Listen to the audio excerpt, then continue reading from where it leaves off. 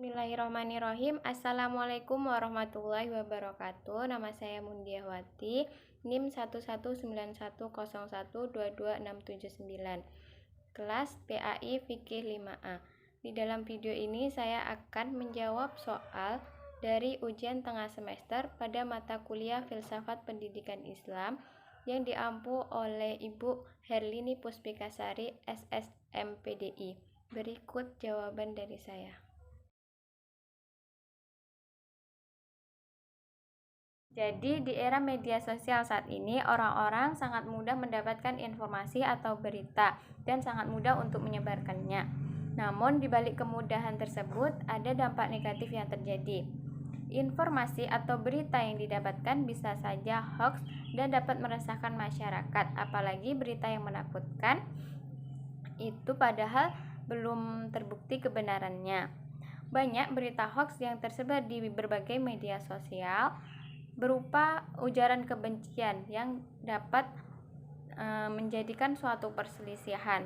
Jadi kita sebagai umat muslim dalam menghadapi maraknya berita hoax tersebut, kita harus bertabayun, yaitu menyeleksi informasi tersebut, kemudian melakukan cek dan recheck, memverifikasi serta mencari kebenaran dari informasi tersebut. Sebagaimana firman Allah dalam Al-Qur'an surat Al-Hujurat ayat 6 yang artinya, "Hai orang-orang yang beriman, jika ada seorang yang fasik datang membawa suatu berita, maka bersungguh-sungguhlah mencari kejelasan, agar kamu tidak menimpakan musibah kepada suatu kaum tanpa pengetahuan yang menyebabkan kamu atas perbuatanmu menjadi orang-orang yang menyesal." Jadi dalam menyeleksi informasi, hal yang dapat kita lakukan adalah membaca berita tersebut dengan teliti, kemudian membacanya dari awal sampai akhir, tidak setengah-setengah, kemudian mencari fakta atau data yang mendukung berita tersebut, kemudian memperhatikan kata dengan seksama, kemudian apabila ada kata-kata yang menjanggal dapat kita teliti lebih mendalam. Jadi dalam menyeleksi informasi ini kita juga harus memperhatikan apakah sumber tersebut dari sumber yang jelas atau tidak. Kemudian hal-hal tersebut itulah yang dapat kita ketahui apakah berita tersebut hoax atau bukan. Dan yang paling penting adalah tabayun sebelum menyebarkan suatu berita.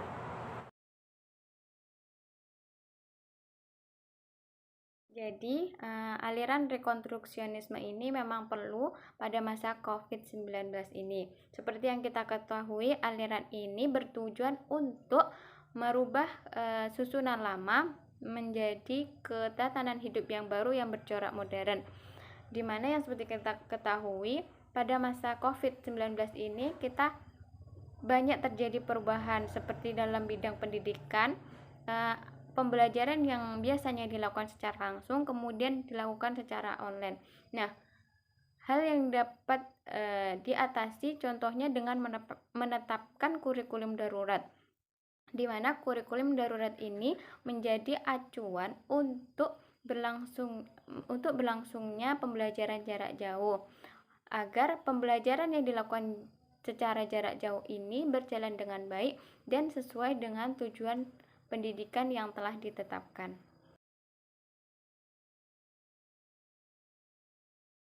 Aliran esensialisme memandang pendidikan harus berpijak pada nilai-nilai yang memiliki kejelasan dan tahan lama, yang memberikan kestabilan, dan nilai-nilai yang mempunyai tata jelas.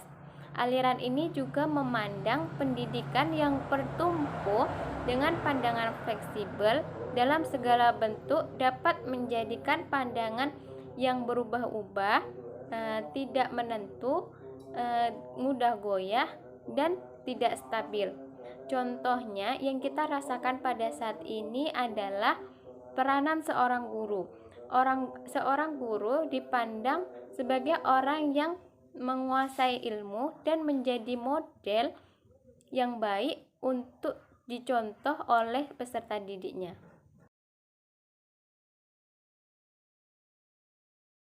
Jadi Filosofi hidup saya adalah nikmatilah hidup dengan cara bersyukur, dimana maknanya adalah bahwa kita sebagai hambanya Allah Subhanahu wa Ta'ala telah diberikan begitu banyak nikmat.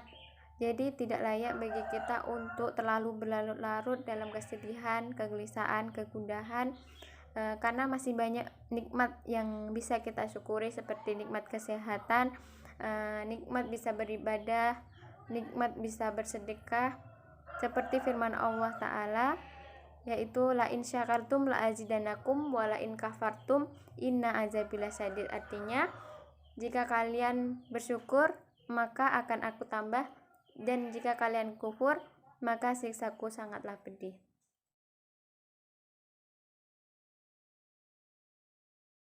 Nasihat untuk diri sendiri. Yang pertama, ini akan sulit tetapi bukan berarti tidak mungkin.